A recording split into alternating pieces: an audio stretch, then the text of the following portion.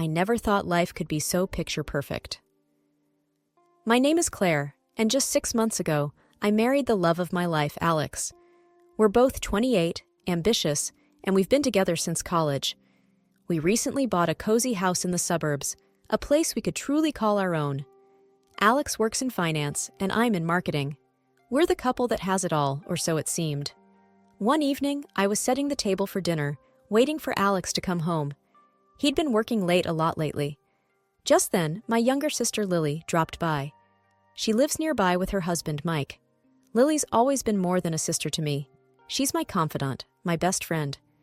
"Hey, Claire, dinner for two again?" Lily asked as she breezed into the kitchen. I forced a smile. "Yeah, Alex has been swamped at work, lots of late nights." She grabbed an apple from the fruit bowl and sat at the kitchen island. "You worry too much, sis. Alex is just climbing that corporate ladder. You should be proud." I shrugged, pouring us both a glass of wine. "I guess you're right. It's just, he seems so distant lately." Lily sipped her wine, her brows furrowing a bit. "Distant how?" I sighed, picking at my salad. "He's just not himself. Short answers, always tired, and when he's home, it's like he's not really here." Lily reached across the table, giving my hand a reassuring squeeze. "Work can be a beast. Give it some time. He's probably just stressed." "Yeah, maybe." I tried to shake off the feeling of unease. The front door opened, and Alex walked in, looking tired but managing a smile. "Hey, love. Hey, Lily." Lily waved. "Hey, workaholic. You're missing out on your wife's amazing cooking." Alex chuckled, hanging his coat. "I know, I'm the worst. Sorry, babe. Work's just crazy right now." I smiled weakly. "It's okay. Dinner's ready." We sat down to eat, but the conversation was forced. Alex seemed a million miles away, lost in his thoughts. After dinner, he excused himself to make some calls for work. I cleaned up, feeling a knot of worry in my stomach. Lily watched me for a moment. "Claire, don't let this get to you. He's just busy. It happens."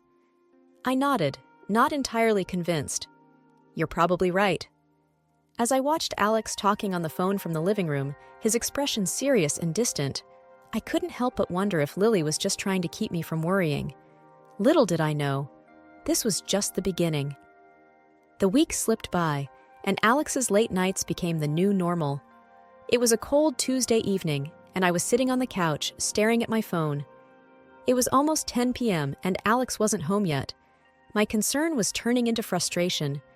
Just then, my phone buzzed. It was Lily. "Hey, Claire, still up?" Her voice was light, but I could hear the concern. "Yeah, just waiting for Alex. He's late again." My voice sounded more annoyed than I intended. Lily was silent for a moment. "Still at work?" "That's what he says," I replied, my tone skeptical. "He's always got some excuse. Busy, meeting, you name it." "Have you talked to him about it? I mean, really talked?" I sighed, rubbing my temples. "I've tried, Lil. It's like talking to a wall. He just brushes it off and says I'm worrying over nothing." There was a pause, and then Lily said, "Maybe he's just under a lot of pressure. You know how his job is." I rolled my eyes, even though she couldn't see me. I know, but it's more than that. He's different, distant, and when he does talk, it's like he's annoyed with every question I ask." "Look, Claire, don't work yourself up. Stress isn't good for you. Just try to talk to him again. Be direct. Tell him how you feel."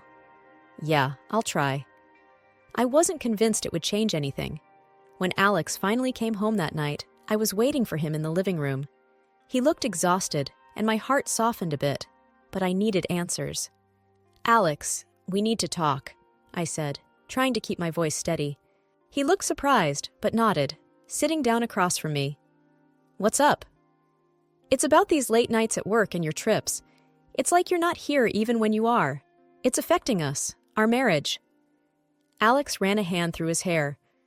"Claire, I told you, work is just crazy right now. I'm trying to handle a lot."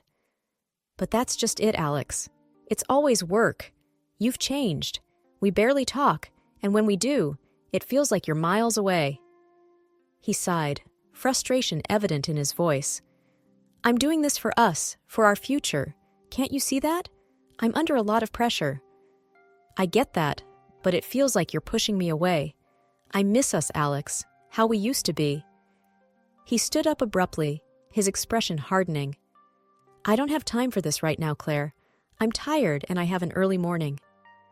And with that, he walked away, leaving me sitting there, feeling more alone than ever. I went to bed that night with a heavy heart, wondering if my marriage was as perfect as I once thought. The constant stress and worry had taken a toll on me. My health, which I'd always taken for granted, betrayed me. A sharp, unyielding pain in my stomach landed me in the hospital. As I lay in the sterile hospital bed, the reality of my situation began to sink in. 2 weeks of white walls, beeping machines, and too many doctors. Lily was my frequent visitor, always trying to lift my spirits. Hey sis, how are you feeling today? Her voice was a mix of concern and forced cheerfulness. I managed a weak smile. Been better, Lil. This place is getting to me. She sat down beside my bed, holding my hand. Alex been by? The question stung. No, he's busy as always. Lily frowned. That's not right, Claire. He should be here. I looked away, feeling a lump in my throat. I guess his work is more important.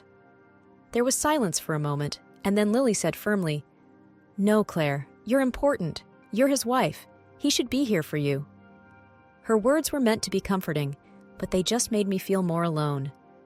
I turned to face her, my voice barely above a whisper. I don't know what's happening to us, Lil. It's like he's not the man I married. Lily squeezed my hand. Give him time, Claire. Maybe he doesn't know how to handle this. Men can be clueless sometimes. But deep down, I knew it was more than cluelessness. Alex's absence spoke volumes, and the message was clear. I was in this alone. The day I was discharged from the hospital, Lily came to pick me up. Ready to get out of here? She asked, trying to sound upbeat. Yeah, can't wait to see home, I replied, though the thought of returning to an empty house wasn't exactly comforting. As we drove home, Lily kept the conversation light, but my mind was elsewhere. I couldn't shake the feeling of dread about going back to a place that no longer felt like home. When we arrived, Lily helped me settle in. You need anything? Just call me, okay? I'm just a few minutes away. I nodded, feeling a mix of gratitude and sadness. Thanks, Lil. I appreciate it. She gave me a hug, a little tighter than usual. Take care, sis. And remember, I'm here for you. As I watched her leave, the reality of my situation hit me.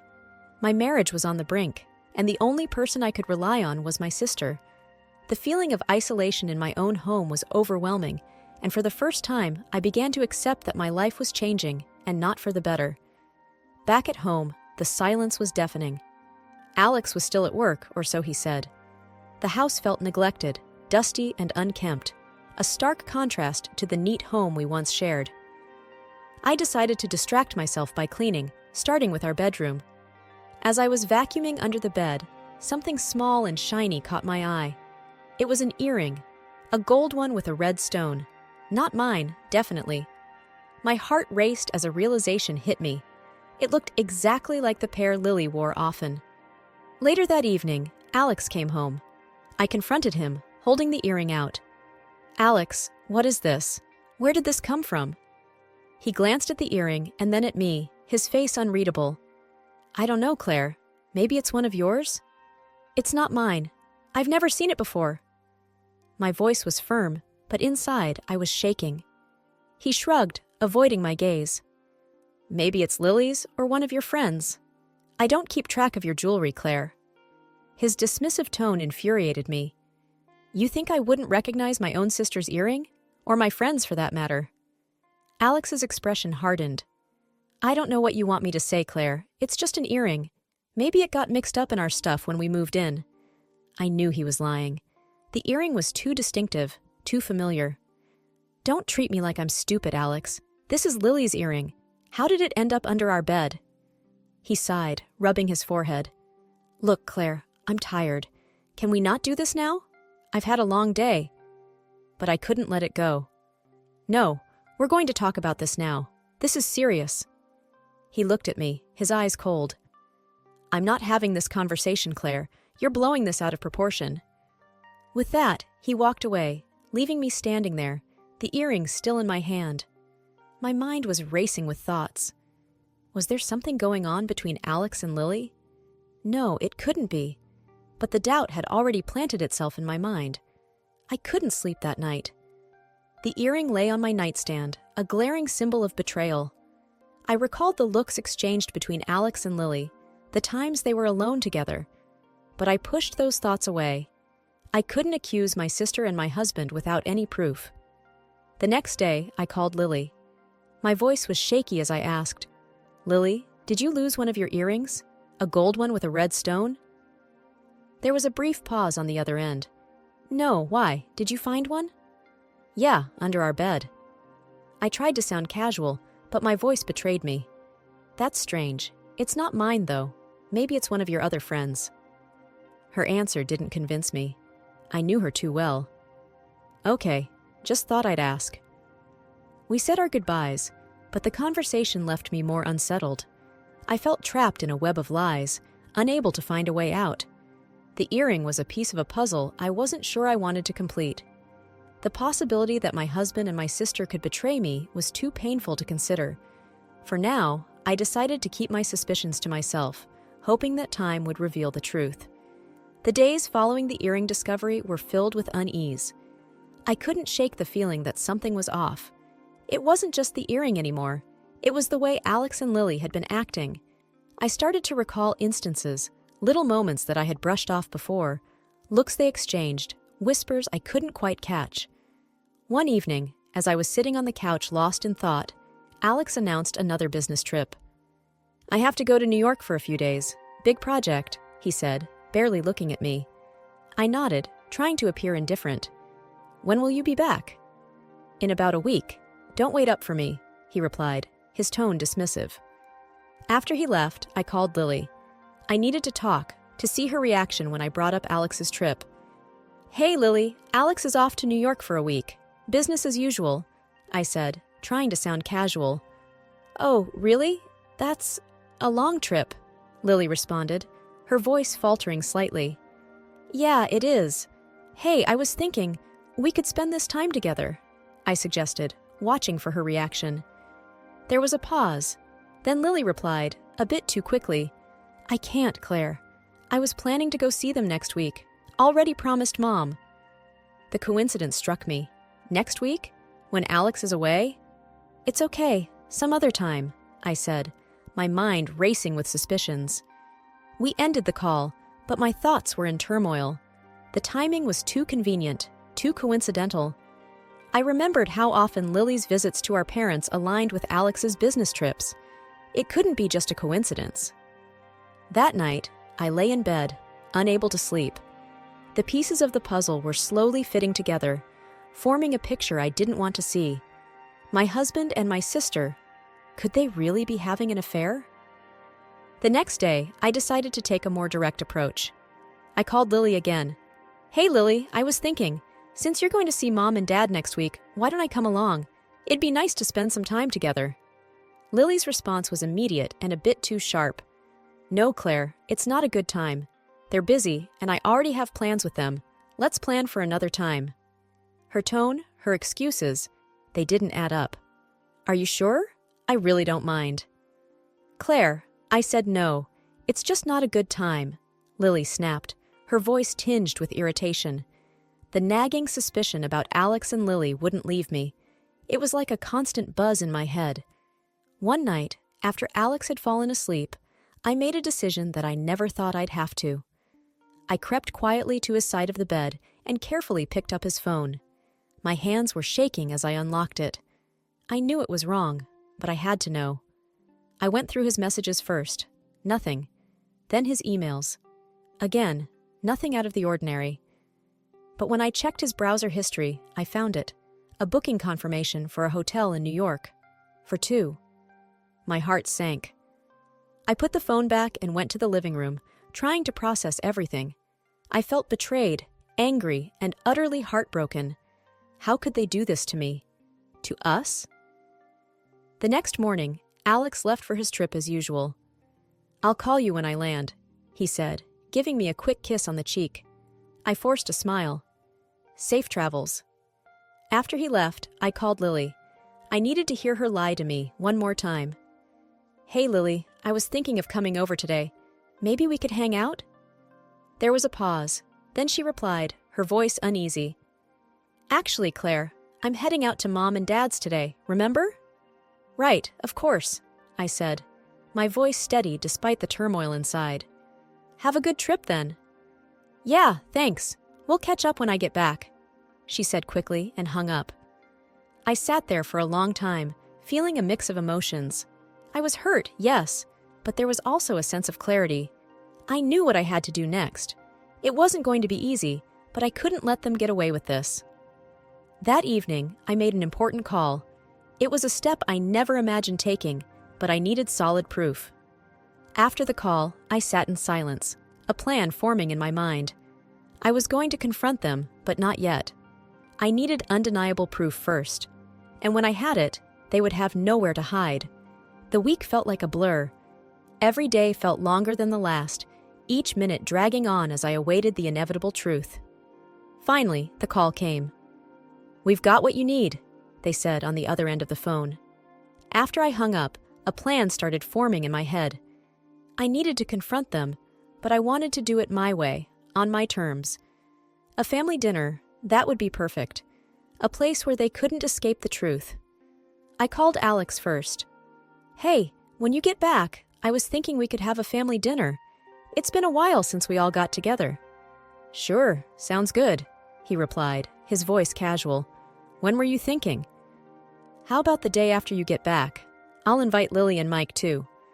"Great, I'll see you then." Next, I called Lily. "Hey, I'm planning a family dinner for when Alex gets back. You and Mike should come." Lily's voice was hesitant. "Sure, sounds nice. What's the occasion?" "Just felt like it's been too long since we all sat down together. See you then." The day of the dinner arrived. I cooked their favorite dishes, set the table perfectly, and waited. I felt a mix of nerves and determination. This was it, the moment of truth. Alex, Lily, and Mike arrived, all smiles and casual conversation. Dinner started off normally, everyone chatting and laughing, but I could barely eat, my stomach in knots. "So, what's the special occasion?" Alex asked, looking around. I took a deep breath. "I have an announcement to make." Everyone went quiet, looking at me with curiosity. "Before that, I have a question," I said, my voice steady. "Lily, how was your trip to Mom and Dad's?" "It was good, relaxing," she replied, a little too quickly. I nodded, then turned to Alex. "And your trip? Productive?" "Very," he said, nodding. I smiled, a cold, hard smile. "That's funny, because Mom and Dad said they haven't seen you in months, Lily. And Alex, the detective I hired, confirmed you weren't alone on your business trip." The room went silent. Alex and Lily's faces went pale, their eyes wide with shock. Mike turned to Lily, his voice filled with disbelief. "Lily, what's she talking about?" I pulled out the folder with the photos and threw them on the table. "That's what I'm talking about. My husband and my sister together." The photos scattered across the table, revealing the undeniable truth. Alex and Lily, holding hands, kissing. There was no denying it now. The rest of the evening was a blur of shouting, accusations, and tears. Mike stormed out with Lily trailing behind him, begging for forgiveness. Alex tried to explain, to apologize, but I was done listening. I watched them leave, my heart heavy, but my resolve strong. I had lost my husband and my sister, but I had gained something to my dignity and the strength to start over. Tomorrow, I would start the divorce proceedings. Tonight, though, I just sat in the silence of my home, the weight of the betrayal slowly lifting off my shoulders. The evening after the explosive dinner, I sat in my living room, the silence echoing around me. I had done it, exposed the painful truth. It was over, but the finality of it all left me feeling hollow. I was startled out of my thoughts by a knock at the door. It was Alex, his eyes red, a mix of anger and sorrow etched on his face. "Can I come in?" His voice was low, almost a whisper. I hesitated but nodded, stepping aside to let him enter. He stood there, looking around the room as if seeing it for the first time. "Claire, I don't even know where to start." "You don't have to," I said, my voice firm. "There's nothing you can say that will change what happened." He ran his hands through his hair, a gesture of frustration. "I know I messed up. I know I hurt you, but you have to believe me. It didn't mean anything." I laughed, but there was no humor in it. "Didn't mean anything? You had an affair with my sister, Alex. How could that not mean anything?" He flinched at my words. "I don't know how it happened. It was a mistake, a huge mistake. I love you, Claire." I shook my head, feeling a surge of anger. "Love? Is that what love looks like to you? Betrayal? Lies?" Alex took a step towards me, his hands outstretched. "Please, Claire, let's try to work this out. We can go to counseling, we can—" I cut him off, stepping back. "No, Alex, it's too late for that. You made your choice, and now I'm making mine." He looked defeated, his shoulders slumping. "So that's it? We're just over?" I nodded, feeling a strange sense of calm. "Yes, that's it. We're over. I'll have my lawyer contact you about the divorce." He stood there for a moment longer, as if waiting for me to change my mind. But when I said nothing more, he turned and left, the door closing quietly behind him. I sat down, the finality of the situation sinking in. I had lost my husband and my sister, but I realized I had gained something too, my self-respect and a chance to rebuild my life on my terms. The next few days were a whirlwind of lawyers and paperwork, but I faced it all with a newfound strength. I was determined to come out of this stronger and wiser. In the end, I received most of the property and a fair settlement. It wasn't about the money or the house, though. It was about starting fresh, about reclaiming my life. I lost touch with Lily and Alex. The betrayal was too deep, the wounds too fresh. Maybe one day we could find a way to forgive, but that day was not today. I stood in my now quiet house, a mixture of sadness and hope in my heart. I had survived the storm, and now a new chapter of my life was beginning, one where I was in control, where I could find happiness on my own terms. As I looked around the room, I realized this wasn't just an end. It was a beginning of something new, something better. And with that thought, I stepped forward into my new life, ready for whatever came next.